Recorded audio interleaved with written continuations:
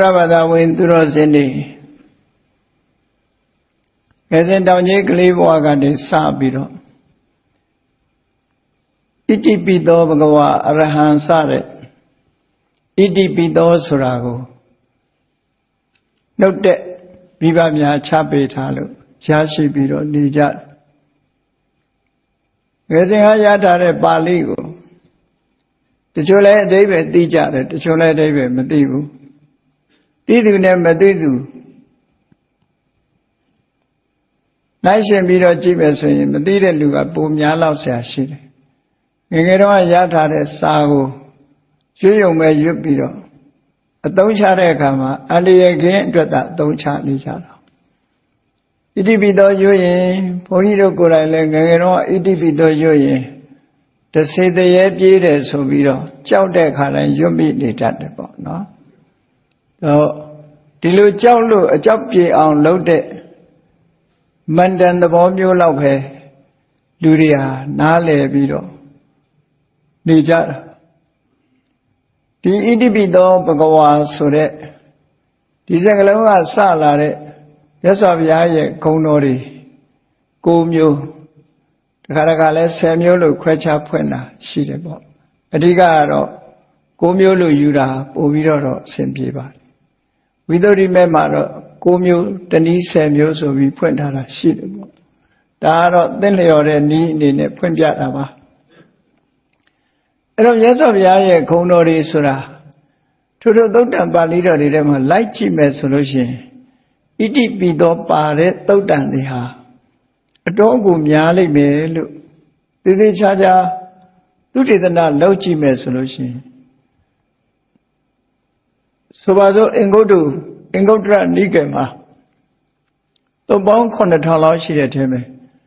အနည်းဆုံးသုတ်1000လောက်မှာတော့ဣတိပိသောဆိုတဲ့စကားလုံးပါတာဖြစ်မယ်။ဒါတော့များများမြတ်စွာဘုရားရဲ့ဂုဏ်တော်တွေကိုဖော်ပြတိုင်းဒီဣတိပိသောဘဂဝါဆိုတဲ့စကားလုံးကပါတယ်။မြတ်စွာဘုရားရဲ့အရည်အချင်းလို့ဆိုဒီမှာဖျားဖြစ်တယ်ဆိုတာလောကမှာဗုဒ္ဓနဲ့ပြောကြတယ်ဖျားဆိုလို့ရှိရင်ဒီအရည်ချင်းတွေရှိရမယ်လို့ဆိုလိုတာဒီအရည်ချင်းတွေရှိမှဖျားလို့ဆိုလိုတာကဖျားရဲ့အရည်ချင်းသတ်မှတ်ချက်လို့ပြောရမှာပဲလောကမှာလည်းပဲလူတွေရဲ့အရည်ချင်းသတ်မှတ်ချက်တွေရှိတယ်လေအဲ့ဒီသတ်မှတ်ချက်အရလူတွေရဲ့အရည်ချင်းကိုထုတ်ဖော်ပြောကြတာဖျားဆိုတဲ့ပုဂ္ဂိုလ်မှာဒီအရည်ချင်းတွေရှိရမယ်လို့ပြောတာမြတ်စွာဘုရားကငါဟာဒီခုံနေနဲ့ပြည့်စုံတယ်လို့ကြွားလုံးထုတ်တာမဟုတ်ဘူးတချို့ကအဲ့ဒါလို့ထင်တယ်မဟုတ်ဘူးဘုရားဆိုဒီမှာဘုရားကိုးကွယ်ကြပြီလောကမှာဘုဒ္ဓပါတော်တုံးလို့ဘုရားပွင့်ဖို့ဆိုတာဓမ္မခဲရင်နဲ့ဓမ္မခဲရင်နဲ့ဘုရားဆိုဒီမှာအခုလိုရည်ချင်းနေရှိရမယ်ဆိုတာသိရှိနားလည်ဖို့ဆိုလိုတာကနော်ဘုရားမှန်ရင်တကယ်ဘုရားဒီလိုအရေးချင်းနေရှိဖို့လိုတယ်အေးဘုရားလို့ဆိုပြီးတော့အရေးချင်းမရှိဘဲနဲ့ဘုရားလှုပ်နေတဲ့ပုဂ္ဂိုလ်တွေကလည်းလောကမှာအများကြီးရှိတာအများကြီးရှိတယ်ဘာလို့အများကြီးရှိတော့ဆိုလောကမှာဘုရားမပွင့်ခင်ကဗုဒ္ဓကောလဟလဆိုတာကျွတ်တင်ပြီးတော့ပေါ်ပေါက်နေတယ်တော့ခုခေတ်မှာတော့ကောလဟလဆိုရင်မမှန်ကန်တဲ့သတင်းလို့ဒီလိုအဓိပ္ပာယ်ယူဆကြတယ်ပါဠိစာပေမှာကောလဟလဆိုတာမမှန်ကန်တဲ့သတင်းလို့အဓိပ္ပာယ်မရဘူးတခုခုဖြစ်ပေါ်လာတော့မယ်ဆိုလို့ရှိရင်ကြိုတင်ပြီးတော့သတင်းတွေဖြစ်ပေါ်နေတတ်တယ်ပေါ့အဲ့ဒီကြိုတင်ပြီးတော့ဟိုနာကပြောလိုက်ဒီနာကပြောလိုက်တဲ့ဒီစကားတွေဟာလူတွေကြားထဲမှာရောက်ရှိလာတဲ့စကားသံတွေကိုကောလဟလလို့ခေါ်တာဟောအလုံးကြားဦးကြလိမ့်မယ်ကောလဟလဆိုတာ၅မျိုးရှိတယ်ဖျားပွင့်တော့မယ်ဆိုလို့ရှိရင်လေဗုဒ္ဓကောလဟလလောကမှာဗုဒ္ဓဆိုတဲ့ပုဂ္ဂိုလ်များပေါ်လိမ့်မယ်ဆိုတာလူလောကထဲမှာနှစ်ပေါင်းများစွာကြိုတင်ပြီးတော့အတန်တွေထွက်လာတယ်နောက်တစ်ခုကစက္ကဝတ္တိကောလဟလစัจ java မင်းပေါ်လိမ့်မယ်ဆိုလည်းပဲကောလဟလတွေထွက်လာတယ်နောက်မင်္ဂလာကောလဟလလောကမှာလူတွေကမင်္ဂလာရှိကြကြတယ်မြန်မာတွေဆိုလို့ရှိရင်မြန်မာတို့ရဲ့မင်္ဂလာပါဆိုတဲ့စကားနဲ့နှုတ်ဆက်ကြတယ်လူမင်္ဂလာဆိုတဲ့စကားလုံးရဲ့အဓိပ္ပာယ်မင်္ဂလာဆိုတာဘယ်လိုမှမင်္ဂလာရှိနိုင်တယ်လဲဆိုတဲ့အတိအကျမင်္ဂလာရဲ့အဖြစ်ထုတ်ဖို့အတွက် အဲ့ဒါလည်းပဲမင်္ဂလာကောလာဟလဆိုမင်္ဂလာကိုအမှန်ကန်ပြောနိုင်တဲ့ပုဂ္ဂိုလ်ပေါ်လိုက်မယ်လို့ဒီလိုကောလာဟလတွေဖြစ်တယ်ဟောနောက်တစ်ခုကျတော့ကပ္ပကောလာဟလလို့ခေါ်တယ်ကဘာကြီးပဲတော့ပျက်စီးလိုက်မယ်ကဘာကြီးတော့ပျက်စီးတော့မှာပဲမကြခင်ဟာတောင်မှ2012ခုနှစ်မှာကဘာကြီးပြည့်မယ်ဆိုပြီးတော့ပေါ်လာလိုက်သေးတယ်လေအဲ့ဒီဟာမျိုးပေါ့ကျွတ်တင်ပြီးတော့ဒီလိုဟာတွေဖြစ်ပေါ်ပြီးတော့လာတတ်တယ်ပေါ့အဲ့ဒီဖြစ်ပေါ်လာတတ်တဲ့ဒီကောလာဟလလို့ဆိုတဲ့ဟိုနာကကြားလိုက်ဒီနာကကြားလိုက်ဆိုတဲ့ဒီသတင်းနေအဲ့တော့ဗုဒ္ဓကောလာဟလဘုရားပွင့်လိုက်မယ်ဆိုတဲ့သတင်းဟာကျွတ်တင်ပြီးတော့ထွက်လာကျွတ်တင်ထွက်ရုံနဲ့မကဘူးဒီလူတွေသင်ကြားနေတဲ့ဗြဟ္မဏတွေသင်ကြားကြတဲ့ဝေဒအကျမ်းဂန်တွေထဲမှာလည်းပဲဘယ်လိုပုဂ္ဂိုလ်မျိုးဆိုတာဗုဒ္ဓဆိုတာဘယ်လိုပုဂ္ဂိုလ်မျိုးကိုခေါ်တယ်ဆိုတာကိုအင်္ဂယုတ်နဲ့ပတ်သက်ပြီးတော့သတ်မှတ်ထားတာတွေရှိတယ်ဝေဒကျမ်းတွေမှာအတိအကျသတ်မှတ်ထားတယ်ဘုရားဆိုတဲ့ပုဂ္ဂိုလ်ဟာဘုရားဖြစ်မဲ့ပုဂ္ဂိုလ်ဟာဘယ်လိုရုပ်လက္ခဏာမျိုးရှိတယ်ဆိုတာကိုလည်းဝေဒကျမ်းတွေကအတိအကျဆိုထားတယ်အဲ့ဒါတွေကလည်းကျွတ်တင်ပြီးတော့ပေါ်ပေါက်နေတာဥပမာမဲ့လူတွေရဲ့တဏ္ဍာမှာအမှတ်အသား32မျိုးမဟာပုရိသလက္ခဏာ32မျိုးအဲ့ဒီ32မျိုးလုံးပါတဲ့ပုဂ္ဂိုလ်ဟာဗုဒ္ဓဆိုတာကိုဝေဒကျမ်းတွေကဆိုထားတယ်ဒီ32မျိုးသောအမှတ်သားလက္ခဏာရှိလာပြီဆိုရင်ဒီပုဂ္ဂိုလ်ဟာဒွေယေဝဂတိယောတဲ့သူ့ရဲ့ဏိဂုံးဟာ2ခုပဲရှိတယ်သူ့ရဲ့ဖြစ်ပေါ်လာမဲ့အနာဂတ်ဟာ2ခုတည်းပဲရှိတယ်2ခုဆိုတာဘာလဲလို့ဆိုရင်လူဘဝမှာနေရင်စัจ java ရိမင်းဖြစ်မယ်အကယ်၍တောထွက်ပြီးလူလောကကိုစွန့်ခွာသွားမယ်ဆိုရင်တော့ဘုရားဖြစ်မယ်ဒီနှစ်လမ်းပဲရှိတယ်ဆိုတဲ့ဟာဗေဒကျမ်းတွေကပြောတာဒါဗေဒကျမ်းတွေကပြောတာအဲ့ဒီဗေဒကျမ်းတွေကပြောထားသည့်အတွက်ကြောင့်ဗြဟ္မဏတွေရဲ့အတိုင်းဝိုင်းမှာလည်းပဲဗုဒ္ဓဆိုတာကိုသူတို့ကဒီလိုရည်ချင်းနေရှိမှဗုဒ္ဓဆိုတာကိုသူတို့သိထားပြီးသားဖြစ်တယ်ဒါကြောင့်မို့မြတ်စွာဘုရားပွင့်လာပြီးမပွင့်ခင်မှာငါဗုဒ္ဓနဲ့ဆိုပြီးတော့ဗုဒ္ဓအမိခံပုဂ္ဂိုလ်တွေဟာ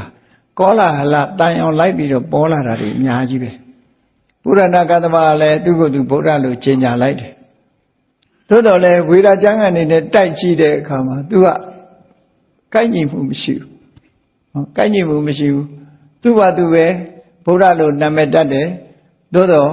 ဗေဒကျမ်းဂန်တွေကကိုက်ညီမှုမရှိသည့်အတွက်ကြောင့်သူ့ကိုအသိမှတ်မပြုဘူးတဲ့မက္ခလိဂေါတလာလည်းငါဗုဒ္ဓဆိုပြီးတော့ဒဇင်ထောင်ပြီးတော့ပေါ်လာပြန်တယ်သူ့မှာလည်းအတိုင်းဝိုင်းနေတော့ရှိတာပဲသူ့နောက်ကလူတွေကပဲဝိုင်းပြီးတော့လဲပြောကြတာပေါ့သင်္စေယဗိလထဗုဒ္ဓအဇိတကေသကမလပကုဒကိစ္ဆယနာနိဂန္ဓနာတဗုဒ္ဓလို့ဒီ6ဦးဟာနောက်လိုက်နောက်ပါတွေအလွန်များတယ်များတော့သူတို့ကလည်းဘသူလဲလို့ဆိုရင်ငါဗုဒ္ဓပဲဆိုသို့တော့ဗြဟ္မဏတွေကဝေဒကျမ်းတွေနဲ့တိုက်ဆိုင်ကြည့်တဲ့အခါမှာခုနကမဟာပုရိသလက္ခဏာတွေဆိုတာလည်းမတွေ့ရဘူး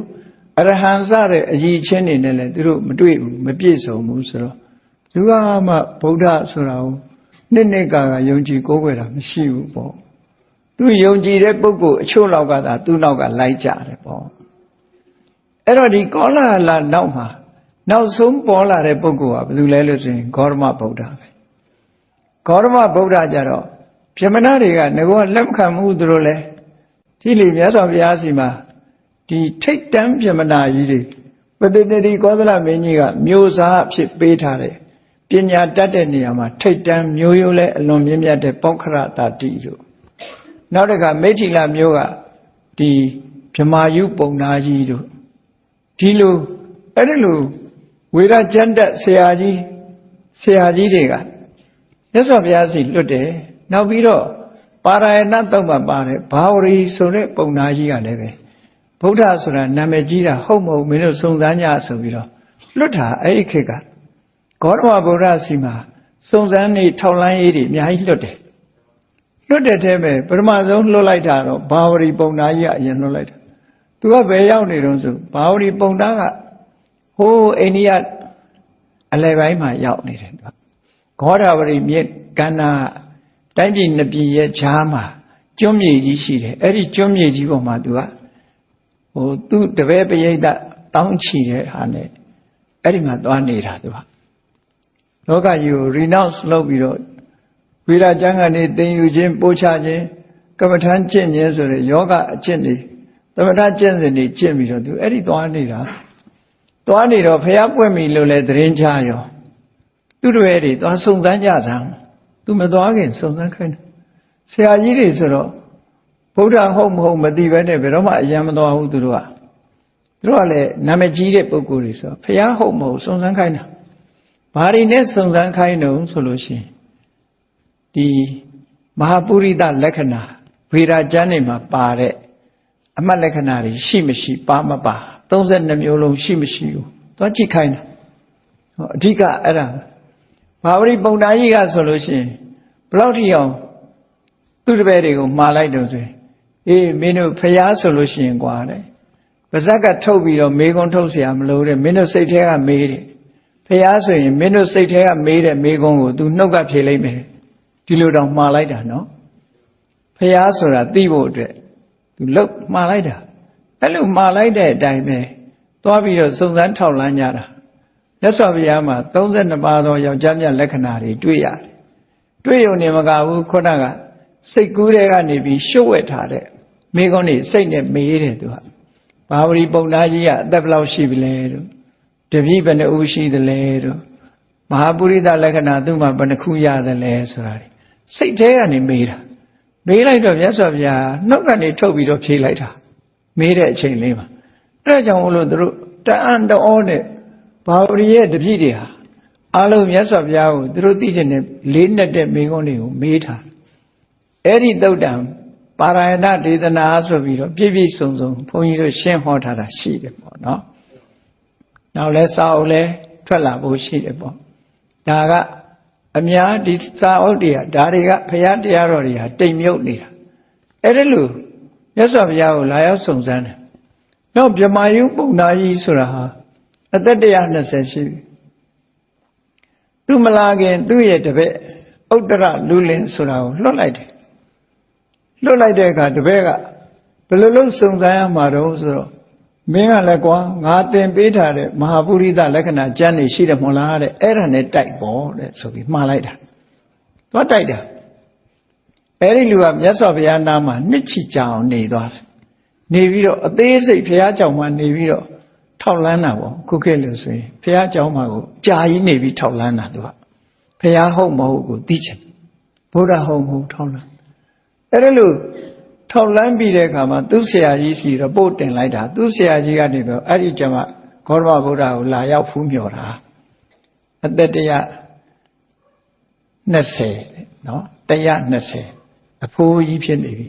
သို့တော့အမတန်မှဂုဏ်ဝါကြီးမားတဲ့အားလုံးကလေးစားရတဲ့ဆရာကြီးဆိုတော့မြတ်စွာဘုရားစီသူလာတွေ့တဲ့နေ့ကမြတ်စွာဘုရားကပရိသတ်အလယ်မှာတရားဟောနေတဲ့အချိန်ဗြဟ္မာယုပုံနာကြီးလည်းဝင်လာရောပရိသတ်ကလှုပ်နေဖြစ်သွားတယ်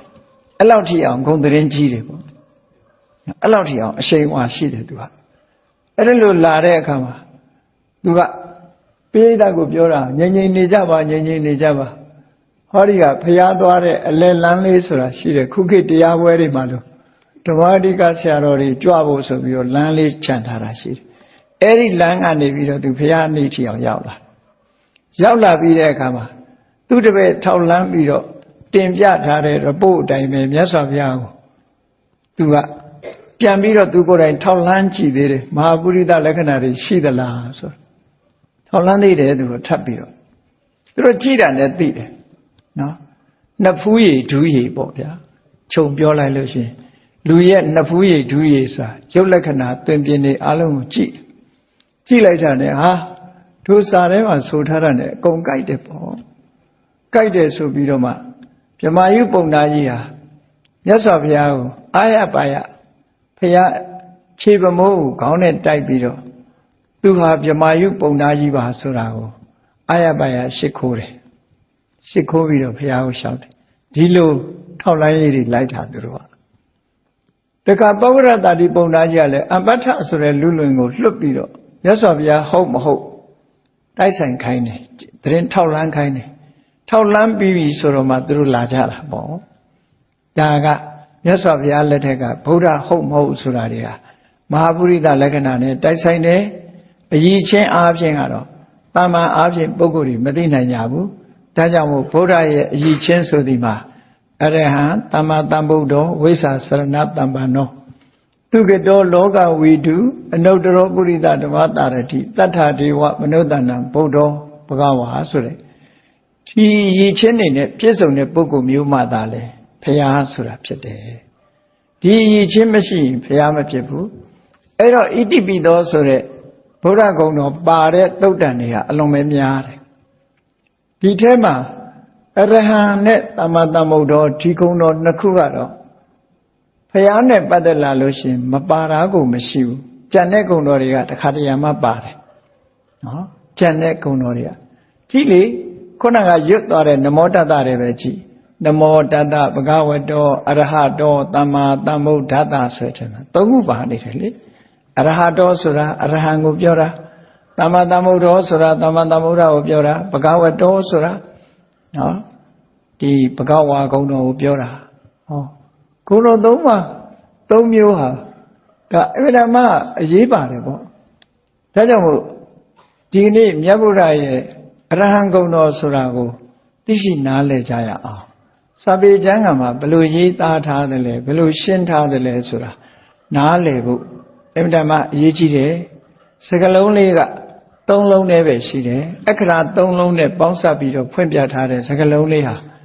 အယေရယေဟယေဒီသုံးလုံးလေးပဲဖြစ်ပြီပဲလို့အဓိပ္ပာယ်တွေဖွင့်ဆိုထားတဲ့အခါကျတော့အ ਨੇ ဆုံးဒီစကားလုံးလေးကဖော်ပြတာအဓိပ္ပာယ်၅မျိုးတဲ့ဖော်ပြထားတာရှိတယ်ပေါ့နော်အဲ့ဒီဖော်ပြထားတဲ့အတိုင်းဘုန်းကြီးတို့တွေဗုဒ္ဓနုတ္တိဘာဝနာပွားပြီဆိုတဲ့အခါမှာဒီအရဟဆိုတဲ့စကားလုံးလေးရဲ့အရဟံဆိုတဲ့စကားလုံးလေးရဲ့အဓိပ္ပာယ်ကိုအာယုံပြုပြီးတော့မြတ်စွာဘုရားကိုအရဟံလို့ခေါ်တာဟာဒီဂုဏ်ဓုနဲ့ဂုဏ်ဓုဝိသေသနဲ့ချီးကျူးခံရတာဟာတာမန်ဘောကိုပုဂ္ဂိုလ်မဟုတ်ဘူးလောကမှာဂုဏ်ဓုဝိသေသနဲ့ချီးကျူးတဲ့ဂုဏ်ကြီးတစ်ခုတက်လာတယ်ဆိုတာတာမန်နဲ့မဟုတ်ဘူးတကယ်အရေးချင်းရှိလို့တက်လာတာဖြစ်တယ်ပေါ့ဒါကြောင့်မို့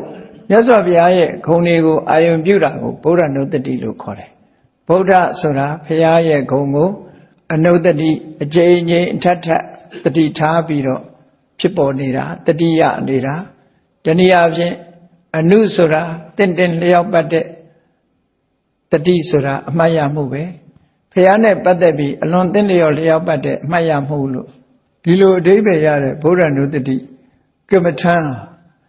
ဘုရားကိုအာယုံပြုနေတာနဲ့ပဲဒါဟာသမထကမ္မထံတစ်ခုဖြစ်တယ်ပေါ့သမထကမ္မထံနဲ့မကဘူးဗုဒ္ဓနုတ္တိကိုအခြေခံလို့ရှိရင်ဗုဒ္ဓနုတ္တိကမ္မထံသည်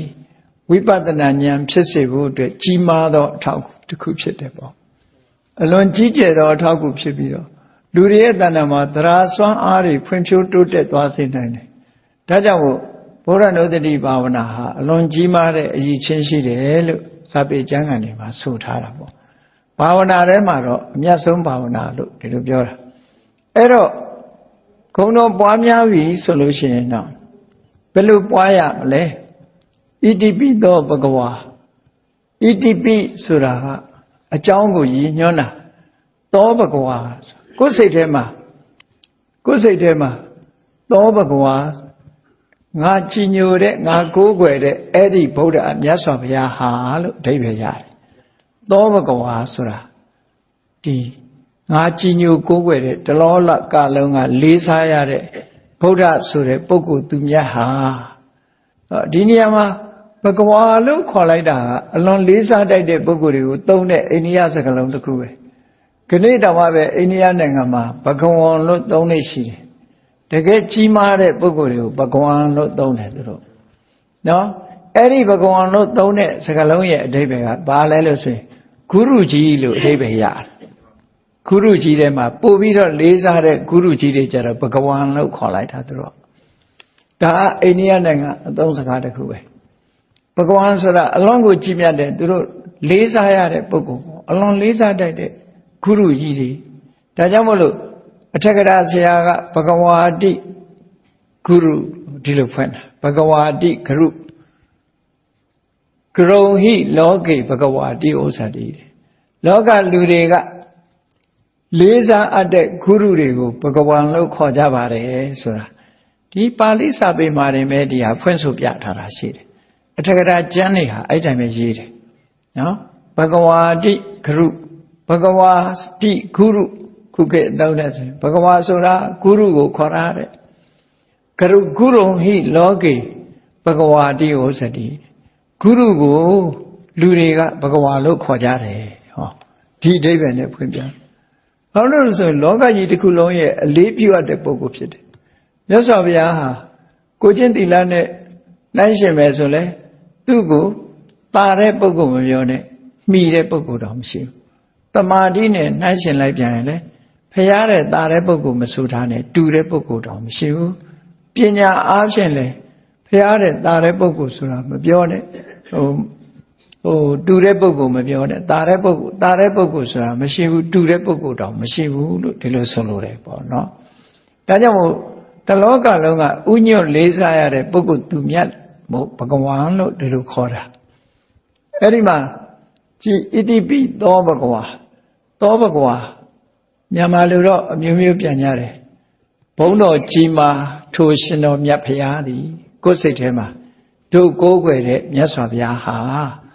ဣတိပိဆိုတာဒီအကြောင်းတွေကြောင့်အရဟံဆိုတဲ့အရည်ချင်းတွေရှိပါပေတယ်လို့ဒီလိုပြောနှလုံးသွင်းတဲ့အခါမှာအဲ့ဒါလို့နှလုံးသွင်းရမယ်အကြောင်းနဲ့ဂုံအရည်ချင်းကိုသိရမယ်။အော်ဒီပုဂ္ဂိုလ်သူများဟာဒီအရည်ချင်းတွေရှိပါလား။ဒါကြောင့်မို့တကယ်အရဟံပါလားဆိုတဲ့အတွေးနဲ့မြတ်စွာဘုရားဂုဏ်တော်ပေါ်မှာတတိအမှတ်ရပြီးတော့ဆင်ញင်စဉ်းစားနေမှုနော်။သမ္မာသင်္ကပ္ပဆိုတဲ့မှန်ကန်တဲ့အတွေးတွေနဲ့ဒီတရားဓမ္မကျင့်ကြံကြိုးကုပ်တာတတိထားနေတာတတိကိုအဓိကထားပြီးတော့ပြောတာတတိရှိလို့ရှိရင်ပညာကလည်းဖြစ်လာတယ်မြတ်စွာဘုရားအပေါ်မှာဆန်းစစ်လေ့လာတဲ့အခါမှာအော်ဒီအကြောင်းတွေကြောင့်ဒီအချက်တွေကြောင့်ဘုရားဟာတကယ်ဘဂဝါပါလားလို့အရဟံပါလားလို့လက်ခံလာတယ်ကျင့်납လာတယ်အဲ့ဒီကျင့်납လာသည့်အထိအောင်နှလုံးသွင်းရမှာအဲ့ဒီလိုမဟုတ်ဘဲနဲ့အရဟံ6ချက်လောက်နေမရဘူးနော်ဘုရားကုံတော်မထီရောက်ဘူး6ချက်ဆိုတာပရိကြတာကိုပြောတာနော်ပရိလုံးလေးချပြီးတော့ဒီဂုံတော်ဘလောက်ရွတ်တယ်ဆိုတဲ့အရွတ်ဆိုတာကအလုံးအမဲသားစားဖို့မှာပဲဝါလို့မှမရတာတိတ်ဝမှလည်းမဟုတ်ဘူးနော်အဲ့တော့ဒီမရွတ်ရဘူးတော့မဟုတ်ဘူးအရေးကြီးတာကမြတ်စွာဘုရားရဲ့ဂုဏ်တော်ကိုသိဖို့ကြိုးစားရည်ချင်းကိုသိမှစိတ်ထဲမှာနှစ်ကဖြစ်လာရရွတ်ရင်နှလုံးသွင်းရင်တော့ကိစ္စမရှိဘူးပေါ့အရေးအတွက်ကဏ္ဍပေါ်မှာစိတ်ရောက်နေလို့ရှိရင်ဘုရားပေါ်မှာစိတ်မရောက်ဘူးအဲ့ဒါတော့ကိုယ့်ဆင်ញင်စဉ်းစားကြည့်ပေါ့အဲ့တော့စဉ်းစားရမှာသောဘဂဝါဣတိပိအရဟံသောဘဂဝါဣတိပိသမ္မာသမ္ဗုဒ္ဓောလို့ပါဠိလိုကြတော့ဒီလိုပြောမြန်မာလိုပြောတဲ့အခါတို့ကိုးကွယ်တဲ့မြတ်စွာဘုရားဟာဒီအချက်တွေကြောင့်အရဟံဂုဏ်တော်နဲ့ပြည့်စုံပါပေတယ်လို့စိတ်ထဲမှာသဘောကျလာသည့်ထိအောင်အကျဉ်းအထတတတိမပြတ်တတိကပ်ပြီးတော့စဉ်းစားဆင်ခြင်သုံးသပ်နေဖို့လိုတယ်ဒါကိုဗုဒ္ဓနုတ္တိဘာဝနာပွားတယ်လို့ခေါ်တာအဲ့ဒီလိုသာစနစ်တကျပွားမယ်ဆိုလို့ရှိရင်ဂုဏ်တော်ပွားနေတဲ့အချိန်မှာရာဂဒေါသမောဟဆိုတာတွေဖြစ်မှာမဟုတ်ဘူးနော်အမှန်တမ်းကြည်နူးဝယ်ရာတွေစိတ်ထဲမှာจิตတတ်စရာတွေပဲဖြစ်လာပြီးတော့တမာရိရလာမှာဖြစ်ပါတယ်အေးဒါကြောင့်မို့ဘယ်လောက်ပဲဖြစ်ဖြစ်စနစ်တကျလုပ်ရမယ်သိလဲသိရမယ်ဘုရားမြတ်စွာရဲ့အဆုံးအမဘုရားသာသနာမှာဒီဘုရားကိုကိုးကွယ်ကြတဲ့ဒီဘုရားဘာသာဝင်သူတော်စင်တွေဟာယုံပြီးတော့မသိရတဲ့ဟာတခုမှမရှိဘူးယုံသာယုံရမှာမဟုတ်ဘူးတကယ်ကိုသိရှိနားလည်အောင်လုပ်ကြရတာဘုရားဘာသာမှာတရားနဲ့ပညာဆိုလို့ရှိရင်ပညာကိုအဓိကထားတာပေါ့တရားပါတဲ့ပညာပါတဲ့တရားမျိုးသာလဲဒီမှာကတန်ဖိုးရှိတယ်လို့ဆိုတာဒါကြောင့်မို့လို့ဒီပညာဆိုတာလေ့လာစီးပူးအားထုတ်ကြ ဗုဒ္ဓဘာသာတွေဟာပညာဗုဒ္ဓဘာသာဖြစ်ဖို့လိုတယ်ပေါ့တရားဗုဒ္ဓဘာသာကြီးပဲဖြစ်เสียရဘူးပညာဗုဒ္ဓဘာသာဖြစ်တယ်တရားဗုဒ္ဓဘာသာဆိုတာမခိုင်မြဲဘူးအပြောကောင်းလို့ရှိရင်ပျောက်သွားတယ်သူကတရားတရားဆိုတာပညာပါမှဘယ်သူပြောလှုပ်ရှားလို့မရတော့ခိုင်မာတယ်ကိုယ့်ကိုနှစ်ကာသိထားတယ်အဲ့ဒါလိုဖြစ်ရဒါကြောင့်မို့မြတ်ဗုဒ္ဓရဲ့အရဟံဂုဏ်တော်လို့ခေါင်းစဉ်တတ်ထားတဲ့အတိုင်းအရဟံဆိုတဲ့အဓိပ္ပာယ်ကို၅မျိုးခွဲခြားပြီးတော့မှတ်ရတယ်နံပါတ်1ကဝေးကွာခြင်းအရဟရဲ့အဓိပ္ပာယ်နံပါတ်1ကဝေးကွာခြင်းဘာတွေနဲ့ဝေးကွာတာတုံးဆိုလို့ရှိရင်လောဘတွေဒေါသတွေမောဟတွေမာမနတွေစိတ်ထဲမှာနှလုံးထဲမှာပူလောင်စေတတ်တဲ့အကုသိုလ်အညစ်အကြေးတွေကဝေးကွာလုံးဝဝေးကွာတယ်သူ့ဟာသူဝေးကွာတာလားလို့ဆိုမဟုတ်ဘူးသောတာပတ္တိမက်နဲ့ဖယ်ရှားလိုက်တယ်သဂရဂါမိမက်နဲ့ဖယ်ရှားလိုက်တယ်အနာဂါမိမက်နဲ့ဖယ်ရှားလိုက်တယ်အရဟတမက်နဲ့ဖယ်ရှားလိုက်တယ်ကိလေသာတွေနဲ့မြတ်စွာဘုရားရဲ့စိတ်ဟာဘယ်တော့မှမဆက်ဘူးအဝေးကြီးဖြစ်သွားပြီခွဲထုတ်လိုက်ပြီလို့ဒီလိုပြောတာနော်ဘုန်းကြီးတို့တွေရဲ့စိတ်ထဲမှာကျတော့ခွဲမရလောက်အောင်လောဘဒေါသမောဟတွေကတွဲဖက်နေတာလေမြတ်စွာဘုရားကျတော့အေးလောဘတွေကလည်းဝေးသွားပြီဒေါသတွေနဲ့လည်းဝေးသွားပြီမောဟတွေနဲ့လည်းဝေးသွားပြီကိလေသာအပူတွေနဲ့လည်းဝေးသွားပြီဒါကြောင့်မို့မြတ်စွာဘုရားရဲ့ရင်ထဲနှလုံးထဲစိတ်နှလုံးမှာဘလောက်အေးချမ်းနေမယ်ဆိုတော့စဉ်းစားကြည့်ပူတယ်ဆိုတာကိလေသာတွေကြောင့်ပူတာလေကိလေသာမရှိရင်စိတ်နှလုံးဟာအေးချမ်းတယ်ဒါကြောင့်မို့အရဟရဲ့အဓိပ္ပာယ်ကအာရကာဝေးကွာခြင်းဆိုတဲ့အဓိပ္ပာယ်ရတယ်ကိလေသာတွေကနေဝေးကွာနေတယ်တဲ့ဒါကြောင့်မို့မြတ်စွာဘုရားဟာအရဟံဆိုတဲ့အဲ့ဒါလို့ဆင်ញင်စဉ်းစားဖို့လိုတယ်ပေါ့နော်ဆင်ញင်စဉ်းစားဖို့လိုတယ်ဒါမို့စာပေကျမ်းကမှာဘယ်လိုရေးထားတော့ဆိုမက်၄ပါးနဲ့ကိလေသာတွေကိုဖယ်ရှားဖျက်ဆီးပစ်ထားတာဖြစ်သောကြောင့်နဲ့မြတ်စွာဘုရားဟာကိလေသာတွေနဲ့အလွန်ကိုဝေးတယ်အလွန်ကိုဝေးတယ်လို့ပြောတဲ့အခါမှာယဟန္တာတွေရောကိလေသာရှိသေးလားလို့ဆိုမရှိဘူးမရှိပေမဲ့လို့ယဟန္တာတွေမှာဘာတွေလက်ကျန်ဖြစ်နေတုံးဆိုလို့ရှိရင်အနတ်အသက်တွေကျန်နေတယ်လောဘတော့ပယ်လိုက်ပြီလောဘရဲ့အနတ်အသက်ကျန်နေတယ်ဒေါသတော့ပယ်လိုက်ပြီအနတ်အသက်ကျန်တယ်မောဟပယ်လိုက်တယ်အနတ်အသက်တွေကျန်တယ်ငကိုပင်ကိုဇယိုက်တွေကမပြောက်ဘူးယဟန္တာဖြစ်သွားပြီပဲလို့မြတ်စွာဘုရားကျတော့လောဘရဲ့အငွေ့အသက်ဒေါသအငွေ့အသက်မောဟရဲ့အငွေ့အသက်ကိလေသာတွေရဲ့အငွေ့အသက်တခုမှမကြဘူးဒါကြောင့်မို့လို့ဘုရားကျတော့ဝါဒနာနဲ့တကွာကိလေသာတွေကိုဖယ်တယ်လို့ပြောတယ်ယဟန္တာပုဂ္ဂိုလ်တွေလည်းပဲအရတ္တမက်တော့ရတာပဲဒါပေမဲ့ဝါဒနာလေးကိုတော့မပယ်နိုင်ဘူးတဲ့အခုခေတ်ကလူတွေကတော့သူတို့ဝါဒနာအလွန်ကြီးတာကြတော့ဝါဒနာကိုမတားနဲ့ဆိုပြီးမဟုတ်တာတွေလုပ်တာနော်ဝါဒနာတားရင်တော့ဝါဒနာကိုမတားနဲ့ဆိုပြီးတော့အဲ့တော့မြတ်စွာဘုရားကျတော့အဲ့ဒီဝါဒနာဆိုတဲ့ကိလေသာရဲ့အငွေ့အသက်ကိလေသာရဲ့တတ္တိအဲ့ဒီကိလေသာရဲ့တတ္တိဟာလုံးဝမရှိတော့သည့်အတွက်ကြောင့်ကိလေသာတွေကဝေးကွာသူဆိုတဲ့ဂုဏ်ဟာယဟန္တာပုဂ္ဂိုလ်တွေမှာတောင်မထိုက်တန်ဘူးဘုရားမှာထိုက်တယ်နော်ဒါကြောင့်အရဟံဆိုဒီမှာကိလေသာတွေကဝေးကွာနေခြင်းဆိုတဲ့အရည်ချင်းတစ်ခုမှတ်သားကြရမယ်ဘုရားမှာဝါသနာနဲ့တကွကိလေသာတွေရှင်တဲ့နှလုံးထဲမှာပူလောင်စေတတ်တဲ့စိတ်ကိုညှဉ်းနှွမ်းစေတတ်တဲ့ကိလေသာတွေအလုံးကိုဖယ်ရှားပြီးဖြစ်လို့ကိလေသာအညစ်အကြေးတွေကကင်း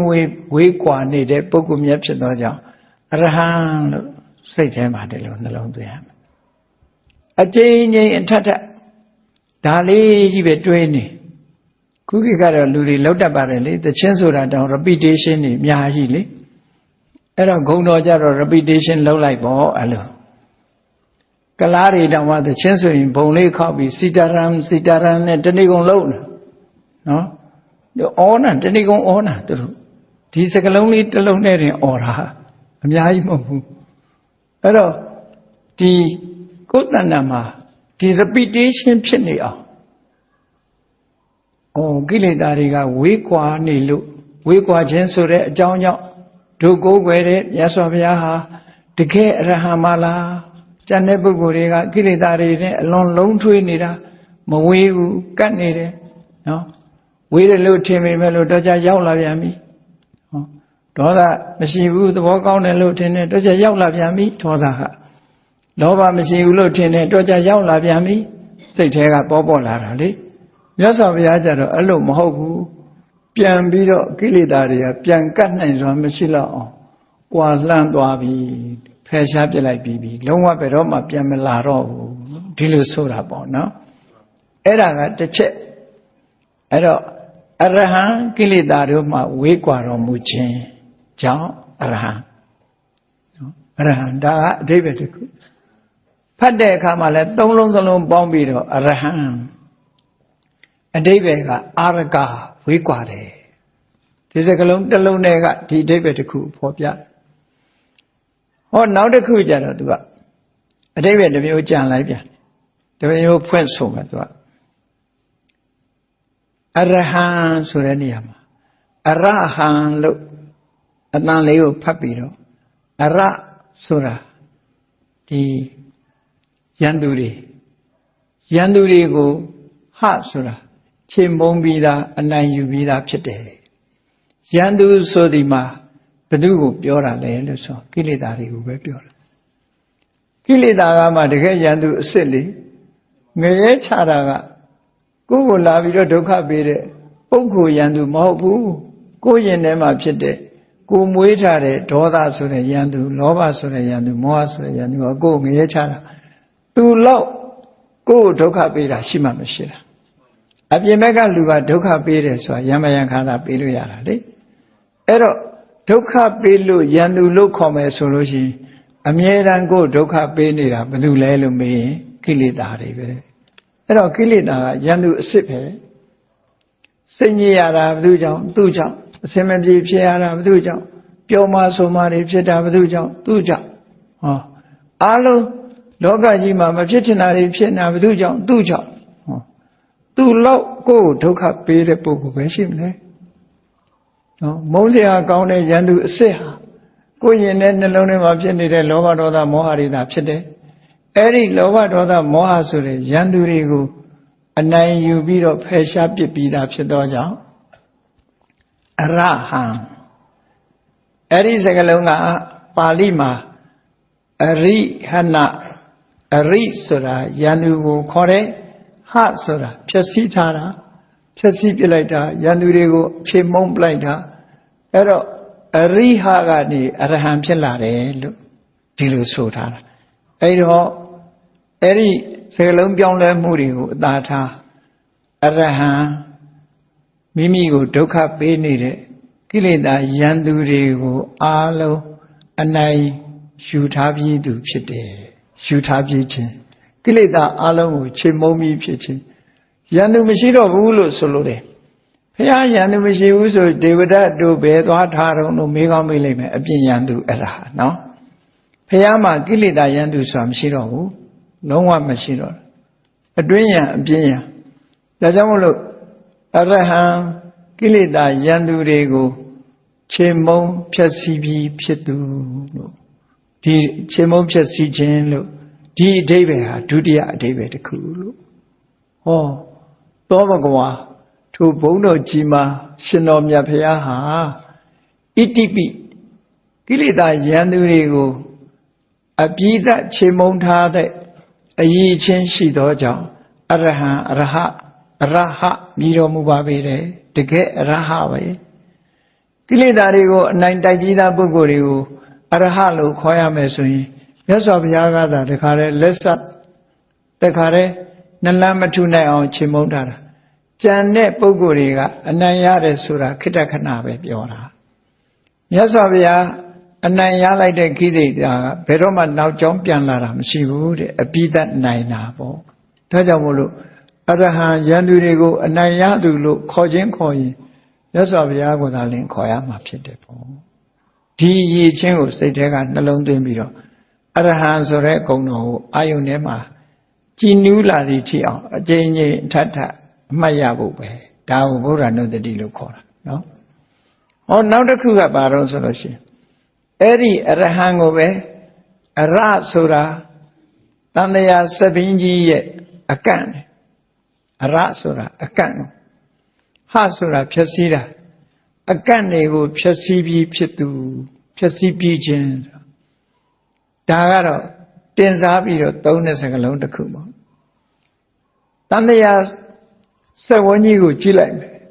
တန်တရာစက်ဝန်းကြီးကဘာနဲ့ဥပမာတူတော့ဆိုလှဲပြီးကြီးနဲ့အလားတရံတူတယ်ပရိစ္ဆေသမုပ္ပါဒ်ကိုကြည့်လိုက်မယ်ဆိုလို့ရှိရင်လှဲဘိန်းကြီးရဲ့တရံဖြစ်တယ်ပေါ့ဒါကြောင့်မို့စက်ဝိုင်းကြီးနဲ့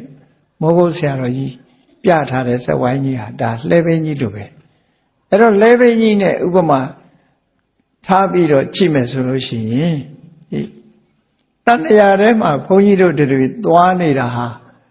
အဲ့ဒီဘဝယထာကြီးကိုစီးသွားနေတာဟာဘယ်သူကနေလဲပတ်နေတာတုံးဆိုတဏှာဆက်ကလို့ဆိုတဲ့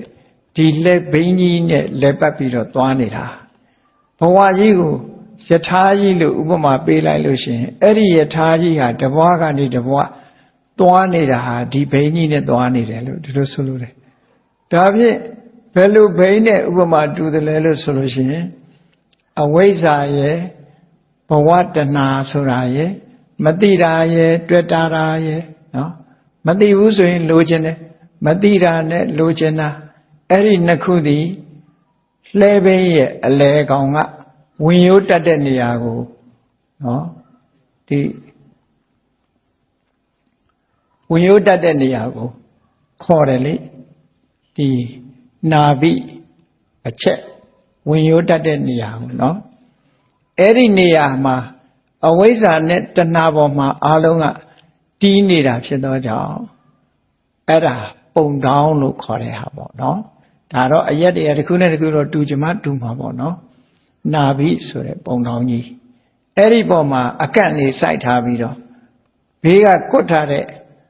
ဟာကြတော့အကွတ်တကူလို့ခေါ်တယ်ပေါ့အဲ့တော့ level ကြီးရဲ့ပုံသဏ္ဍာန်ကိုဖော်ကြည့်လိုက်မယ်ဆိုရင်အဝိဇ္ဇာနဲ့တဏှာကပုံတောင်းနော်အဲ့ဒီကြားထဲမှာသင်္ခါရတို့ဝိညာဉ်တို့နာယုတ်တို့သလရဏဖတ်တဝေဒနာတဏှာဥပါဒံနော်ဘဝဆိုတာတွေကအကန့်နေထောက်ဆံနေပေါ့အကန့်နေပေါ့လဲဘိန်းမှာဆိုရင်အကန့်နေအားလုံးစက်ဘိန်းကြတော့စပုတ်တံခေါ်သလားမသိဘူးအဲ့ဒါမျိုးတွေပေါ့နော်အဲ့ဒီနောက်ပြီးတော့ဒီသရမရဏဆိုတာဘဝတစ်ခုမှာအဆုံးသတ်တာကတော့အိုခြင်းနဲ့သိခြင်းမှာအဆုံးသတ်တာကြောင့်မလို့ဘေးကနေကွတ်ထားတဲ့အကွတ်တကူလို့ခေါ်တယ်ပေါ့လှဲဘိန်းကြီးရဲ့ဘေးကဘောင်ခတ်ထားတဲ့အရာပေါ့နော်အဲ့ဒါကိုနေမိလို့ခေါ်တယ်ပါဠိလိုကြတော့နော်နောက်တစ်ခါအဲ့ဒီလဲဘိန်းကြီးဟာဝင်ရိုးမရှိရင်လဲတာမဟုတ်ဘူးဒါကြောင့်မို့ကာမတဝဘဝတဝဒိဋ္ဌတဝအဝိဇ္ဇာတဝလို့ဆိုတဲ့အာတဝတရားတွေဖြစ်ပေါ်လာမှုဟာဝင်ရိုးနဲ့အလားတရံတူတယ်ပေါ့ဝင်ရိုးနဲ့အလားတရံတူတယ်အဲ့ဒီဘဝယထာကြီးကိုပုံဖော်ပြီးတော့ကြည့်လိုက်တဲ့အခါမှာအဝိဇ္ဇာနဲ့တဏှာကပုံတောင်းသရမရဏကအကွတ်သင်္ခါရစသည်ကအလယ်ကတောက်ဆံနေအဲ့ဒီလိုဘိန်းကြီးဟာအချိန်နေကောင်းနေသည်မြတ်ဘဝယထာမှာဒီဘိန်းကြီးပေါ်မှာလဲပတ်ပြီးတော့ဘဝယထာကြီးဟာမောင်းနှင်ပြီးတော့နေနေတာအဲ့ဒါကြောင့်မို့ဘုန်းကြီးတို့တွေဟာဒီလူဖြစ်လိုက်နတ်ဖြစ်လိုက်တိရစ္ဆာန်ဖြစ်လိုက်နဲ့တန်လျာထဲမှာမဆုံးနိုင်တဲ့ခရီးကြီးကိုဘိန်းကြီးနဲ့လဲပတ်ပြီးတော့သွားနေတာဒါတန်တာရဆက်ကတန်လျာဘိန်းကြီးလို့ဒီလိုခေါ်တာပေါ့ဥပမာနောက်တစ်ခုပြောမယ်ဆိုလို့ရှိရင်တော့ခြားယဟတ်ဆိုတာလို့ပေါ့နော်ခြားယဟတ်ဆိုတာအလုံးသိဘူးတဲ့အတိုင်းပဲသိကြတဲ့အတိုင်းပဲအထက်ရောက်လိုက်အောက်ရောက်လိုက်နဲ့သွားနေတာပဲလေလဲတာဆုံးတဲ့လူမှရှိမှမရှိတာအဲ့ဒါလိုပဲတန်လျာခရီးကြီးကမဆုံးဘူးအဲ့ဒီမဆုံးနိုင်တဲ့တန်လျာခရီးကြီးဆိုတဲ့ပရိစ္ဆသမုပ္ပါဒ်ဘီးကြီးကိုနော်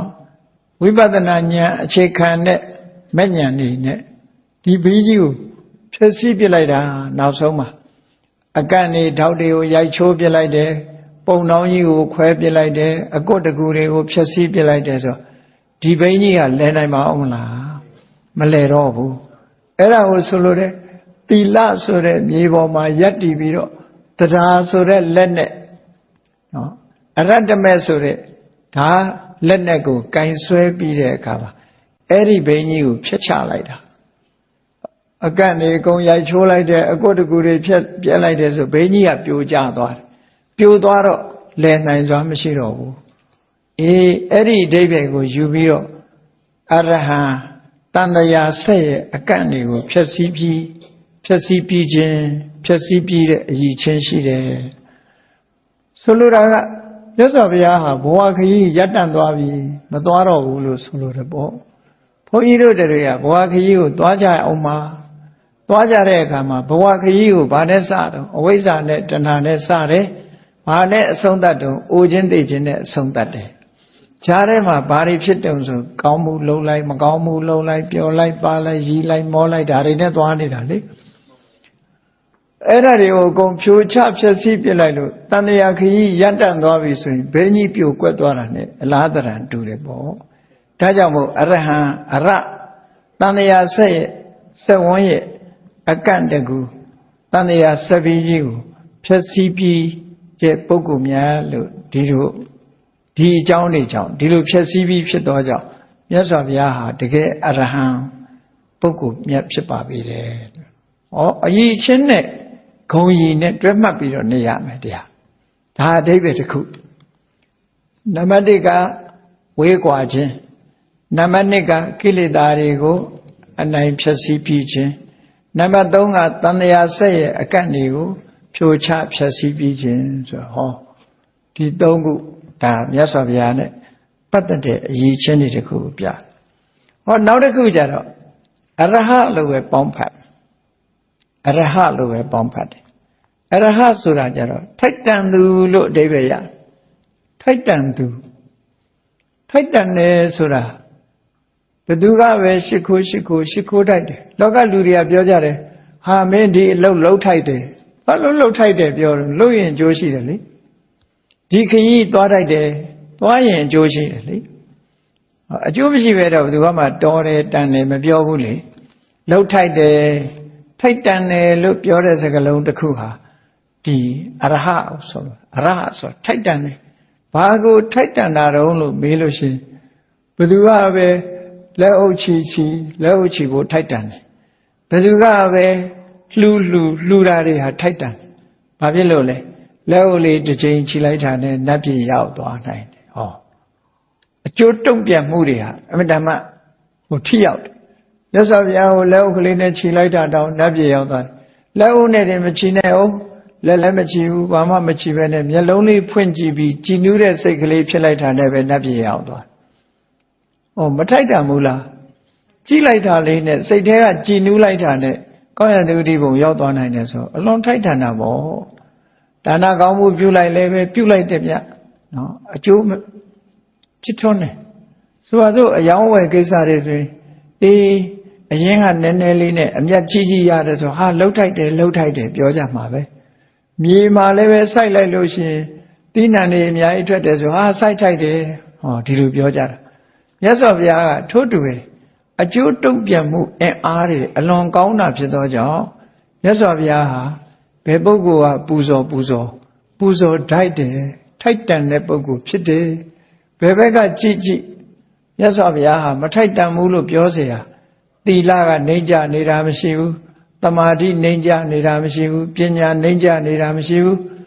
လွတ်မြောက်နေတဲ့စိတ်နှိမ့်ကြနေတာတွေမရှိဘူးအားလုံးဟာအဆင့်မြင့်ဆုံးအားလုံးဟာပါဖက်ဖြစ်နေတယ်ဒါကြောင့်မို့လို့မြတ်စွာဘုရားအားလုံးထိုက်တန်နေတဲ့ပုဂ္ဂိုလ်လူမင်းနာမင်းဗြဟ္မာမင်းတို့ရဲ့ဝတ်ဆင်းပြီးတော့ဥညွတ်ခြင်းကိုထိုက်တန်တဲ့ပုဂ္ဂိုလ်ဒီလိုဆိုလိုတာပေါ့ကောသလမင်းကြီးကမြတ်စွာဘုရားစီလာတဲ့အခါမှာကောသလမင်းကြီးကလူအစင်တန်းနဲ့ပြောမယ်ဆိုရင်မြတ်စွာဘုရားတဲ့တာတယ်လူအစင်တန်းနဲ့ပြောကြရမယ်ဆိုရင်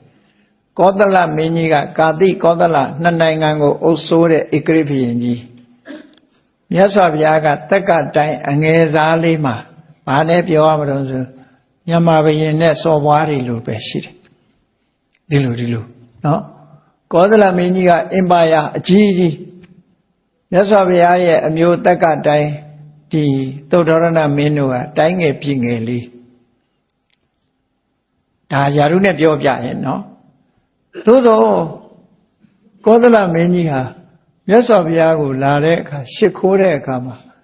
ယာဓုတို့မျိုးရိုးတို့ကြည့်လိုက်မယ်ဆိုလို့ရှိရင်ဒါယာဓုနဲ့ကြည့်မယ်ဆိုသူ့အောင်ငယ်တယ်လေငယ်တယ်လို့ပြောမှလူလောကအနေနဲ့ပြောတာနော်သို့တော့မြတ်စွာဘုရားကိုသူဘလောက်ထိအောင်လေးစားတော့ဆိုရင်မြတ်စွာဘုရားရဲ့ခြေပမိုးကိုနှစ်ဖူးနဲ့တိုက်ပြီးတော့ရှ िख ိုးတာမြတ်စွာဘုရားကိုယ်တိုင်ကတခါတော့ကအမေးရှိတယ်ကောသလမင်းကြီးကဒီအဲ့ဒီယူကျိုးတာနဲ့ပတ်သက်ပြီးတော့ယဟန်တွေကိုမိတ်တာကောသလမင်းကြီးငါတို့တာဂိဝင်မင်းမျိုးတွေဆိုတာတဲ့ကောသလမင်းကြီးရဲ့အယံမင်းအဆင့်ပဲရှိတယ်ပေါ့အယံမင်းအဆင့်အနုယန္တလို့သုံးတယ်မြတ်စွာဘုရားအနုယန္တဆိုတာနောက်ကလိုက်ရတယ်ဆင့်ခေါ်လိုက်ရင်သွားကြရတယ်နော်ဘယ်မှာတိုက်ပွဲရှိတယ်ဆိုဆင့်ခေါ်သွားရတယ်မဟုတ်လားဗမာပြည်မှာလည်းမြင်ဘူးလားတိုင်းချက်ပြည်ချက်ကလေးတွေဆိုတာအင်းဝါကမြို့တော်ဖြစ်တဲ့အချိန်မှာလာခဲ့ပြည်ဘက်ကလာခဲ့ဟန္တာဝရီကလာခဲ့စစ်တိုက်ဆရာရှိတယ်ဆိုသွားကြရတယ်လေသွားကြရတယ်အဲ့ဒီလိုအနုယန္တအဆင့်နေပေါ့အဲ့ဒီလိုငါတို့ကအနုယန္တအဆင့်မှာရှိတော်လဲကောသလမင်းကြီးဟာဒီမြတ်စွာဘုရားကိုငါတဲ့အဆင့်မြင့်တယ်ငါတဲ့ယာရုကြီးတယ်ငါတဲ့မြင့်မြတ်တယ်ဒီခုံလောကီခုံအဖြစ်မြင့်မြတ်တယ်ဆိုတဲ့အနေနဲ့နှစ်ဖူးနဲ့တိုက်ပြီးတော့ရှ िख ိုးတာမဟုတ်ဘူးတဲ့ငါကိုအာရပါရရှ िख ိုးတယ်ဆိုတာသီလသမာဓိပညာဆိုတဲ့လက်လန်းမမီတဲ့အရည်ချင်းတွေကြောင့်ရှ िख ိုးတာလို့သုတ်တန်တစ်ခုမှအဲ့လိုဟောထားတယ်မြတ်စွာဘုရားကိုယ်တိုင်ဒီလိုဟောထားတာဇာအားဖြင့်ငါတဲ့ညံလို့မဟုတ်ဘူးတဲ့နော်ဒီအရည်ချင်းတွေကြောင့်ငါ့ကိုရှ िख ိုးတယ်အဲ့တော့ကောသလမင်းလို့တိုင်းပြည်နှစ်ပြည်ထိုခေတ်ကတိုင်းကြီးပြည်ကြီးကိုအုပ်စိုးတဲ့ဧကရိဘုရင်ကြီးကနှစ်ဖူးနဲ့ခြေပမိုးကိုတိုက်ပြီးတော့ရှ िख ိုးတယ်အဲ့ဒါလို့ရှ िख ိုးရလောက်အောင်ဖားကြောင့်ရှ िख ိုးတာတော့ဆိုသီလအားဖြင့်တာလွန်မြင့်မြတ်လို့တမာရီအားဖြင့်တာလွန်မြင့်မြတ်လို့ပညာအားဖြင့်တာလွန်မြင့်မြတ်လို့ရှ िख ိုးတိုက်တဲ့ခုံကြီးတွေဟာထိုက်တန်လွန်အားကြီးလို့မြတ်စွာဘုရားကိုရှ िख ိုးတာတဲ့ဟောအဲ့ဒါကိုပြောတာအရဟံထိုက်တန်သူဆိုတာထိုက်တန်တယ်အာရပါယကြီးညိုလေးစားတိုက်တဲ့ပုဂ္ဂိုလ်အေးလူမင်းကသာရှ िख ိုးတာလားဆိုဘယ်ဟုတ်မှာတော့တရားမင်းကြီးတာဝရိန္ဒာနတ်ပြည်တို့နတ်မှန်သည်များအဲ့နာလေးကတာဝရိန္ဒာနဲ့စတုမာတွေနတ်ပြည်နှစ်ပြည်ကိုအုပ်ဆိုးထားတာနော်ဝရစိန်လက်နဲ့ကြီးကင်ထွက်လာလို့ရှိရင်အလုံးကကြောက်ကြတယ်တရားမင်းကြီးလေတရားမင်းကြီးဟာအင်တမပါဝါကြီးတယ်ဒါပေမဲ့လို့မြတ်စွာဘုရားကိုဥတိုက်တယ်ဒီလိုဆိုတာနော်အဲ့ဒီအထက်ကနတ်တွေလည်းထို့တူပဲနောက်ဆုံးမှာတာဟံပတိပြမမင်းကြီးဆိုသူကအတိတ်ဘဝတုန်းကကတ္တဝဘုရားရဲ့လက်ထက်မှာသဟကဆိုတဲ့ယဟန်ဖြစ်ပြီးတော့ပထမဇန်ရလို့ယဟန်ဘဝကနေဇန်နဲ့တင်ပဲပြန်တော်မူသွားတော့အဲ့ဒီမှာတာဟံပတိပြမသွားဖြစ်တာယဟန်တစ်ပါးကနေဘုန်းကြီးတစ်ပါးဖြစ်သွားတယ်ဖြစ်မှာအဲ့ဒီမှာကျတော့သံပတိလို့ခေါ်တယ်လူပြည်တုန်းကတော့သဟကလို့ခေါ်တယ်သူဟာအလုံးသိတဲ့အတိုင်းတရားဟောဖို့တောင်းပန်တဲ့ပုဂ္ဂိုလ်ကြီးပဲတောင်းပန်ပြီးတဲ့အခါမှာသူပန်းကုန်းကုန်းတာပန်းကုန်းကလည်းသေးသေးမဟုတ်ဘူးမြင့်မို့တောင်လောက်အလုံးရှိတဲ့ပန်းကုန်းကြီးကုန်းတာမပြီးတိုင်အလုံးဝပြီးတော့တကိုးနဲ့ကုန်းတာမဟုတ်ဘူးသူကြကြနနကိုစိတ်ပါဝင်စားစွာပန်းကိုကုန်းတာပန်းကုန်းနေတော့နောက်ဆုံးမှာမြတ်စွာဘုရားတပည့်ဆက်ကြဟောသွားပြီးဘယ်တရားဟောသွားပြီပဲနောက်ဆုံးမှာပြိဋိဘံစံတော့မယ်ဆိုတော့မှ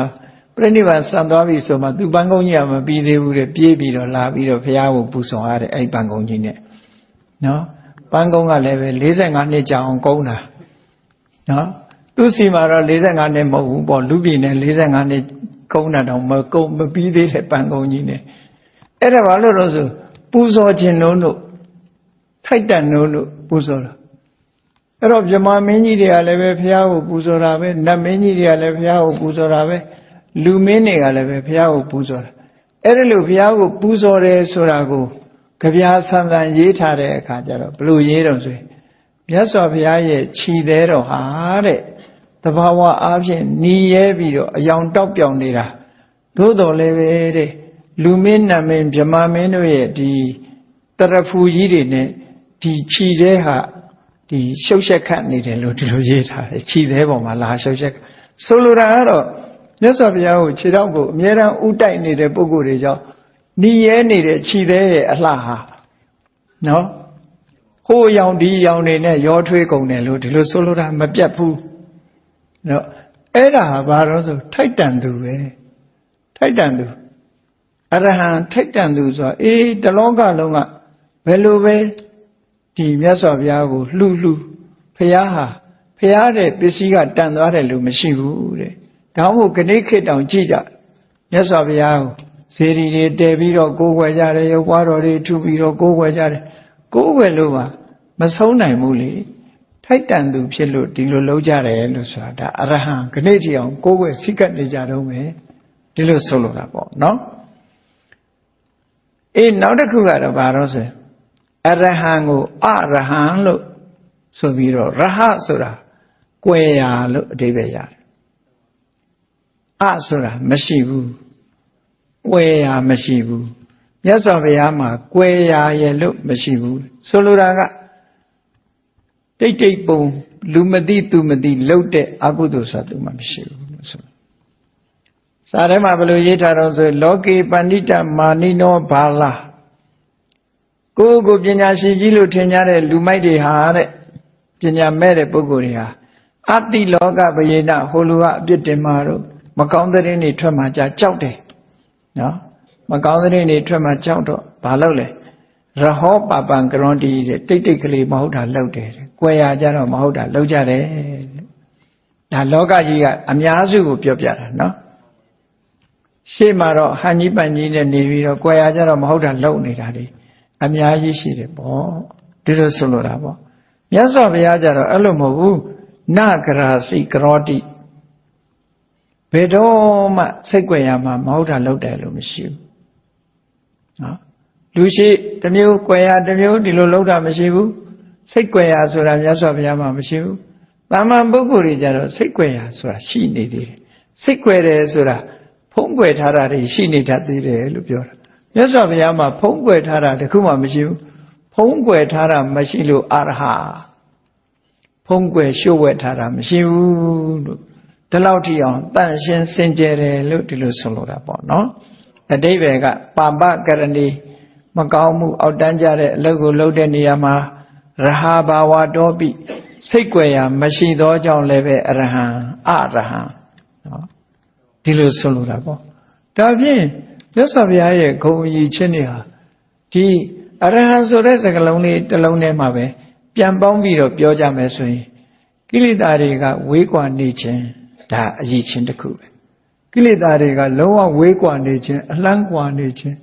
ကိလေသာရန်သူတွေကိုဖယ်ရှားပြစ်ခြင်းဖယ်ရှားပြီးဖြစ်ခြင်းတဏှာဆက်ရဲ့အကန့်လို့ဆိုတဲ့အကြောင်းတရားတွေကိုကိလေသာတရားတွေကိုဖယ်ရှားပြစ်ပြီးဖြစ်ခြင်းနော်တလောကလုံးရဲ့ဥညွတ်လေးစားဖို့လှူဒန်းဖို့ထိုက်တန်သူဖြစ်ခြင်းနဲ့မကောင်းမှုပင်ဖြစ်စိတ်ကြွယ်ရာဘယ်တော့မှမကောင်းမှုလုပ်တာမရှိခြင်းဆိုတဲ့အဲ့ဒီအရေးချင်း၅မျိုးကြောင့်မြတ်စွာဘုရားကိုအရဟံဆိုတဲ့ဂုဏ်တော်နဲ့ချီးမွမ်းတိုက်တယ်ချီးမွမ်းတိုက်တယ်ဆိုတာချီးမွမ်းခြင်းချီးမွမ်းမချီးမွမ်းခြင်းနေလောကမှာမြတ်စွာဘုရားကိုအရဟံလို့ဆိုတဲ့ဒီဂုဏ်တူးကြီးဟာလူပြေကနေစပြီးမြေပြင်ကနေပြီးကောင်းငင်ဝေဟင်ထိအောင်တလောကလုံးမှာပြန့်နှံ့ထင်ရှားနေတယ်လူတိုင်းကအတိမတ်ပြုထားတဲ့ဂုဏ်ကြီးတစ်ခုပါလို့ဒီလိုဆိုတာပေါ့နော်ဒါကြောင့်မို့ဥညွတ်လေးစားတဲ့ပုဂ္ဂိုလ်တိုင်းကနမောတတ္တဗုဒ္ဓဝတ္တောအရဟတောဆိုတာအဲ့ဒါကိုပြောတာဒီချင်းနဲ့မြတ်စွာဘုရားကိုပူဇော်ကြတာကိုးကွယ်ကြတာလို့ဒီလိုဆိုလို့တယ်ဒါကြောင့်မို့လို့တရားချစ်ခင်သူတော်စင်ပြိဿအပေါင်းတို့ဘုရားမြတ်စွာရဲ့မြတ်ဗုဒ္ဓရဲ့အရဟံဂုဏ်တော်ဆိုဒီမှာဒီတမကချက်ဖွင့်ထားတာလေးတွေရှိသေးတယ်သို့တော့အတ္တကရာကျမ်းနေမှာအခုလို၅မျိုးတိကာကျမ်းနေမှာဒီတဲ့ထပ်ဆင့်ပြီးတော့ဖွင့်ပြထားတာရှိစကလုံးလေးအခရာလေး၃လုံးပေါင်းစပ်ထားတဲ့စကလုံးလေးတစ်လုံးပင်ဖြစ်စေကာမူမြတ်စွာဘုရားရဲ့ဂုဏ်တွေဒီထဲမှာအများကြီးပါဝင်နေတဲ့ဂုဏ်တော်အရေးချင်းတစ်ခုဖြစ်ပါတယ်ဖရာဆိုတဲ့ပုဂ္ဂိုလ်ဟာအခုလိုအရဟံဆိုတဲ့အရေးချင်းရှိမှသာလေဖရာအစစ်ဖြစ်နိုင်ပါတယ်ဆိုတာကိုဘုရားမြတ်စွာရဲ့ဘုရားနုတ္တိခုံးကိုစိတ်အာယုန်ထဲမှာအမြဲတမ်းညွတ်ပြီးတော့ပိဋိသောပနတ္တတွေဖြစ်အောင်မြတ်စွာဘုရားခုံတော်နဲ့မိမိတို့ရဲ့စိတ်ကို လွှမ်းထုံထားနိုင်အောင်ကြိုးစားအားထုတ်နိုင်ကြပါစေကုန်သတည်း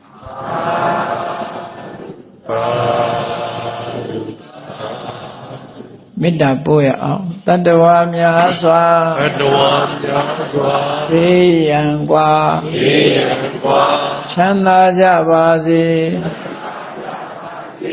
တတ္တဝါများစွာဘေးရန်กว่าချမ်းသာကြပါစေမေတ္တာရေချမ်းသုံးငါဖြံငြိမ်းချမ်းကြပါစေမေတ္တာရေချမ်းသုံးငါဖြံငြိမ်းချမ်းကြပါစေသက်ရှိချမ်းသာစိတ်ချမ်းသာ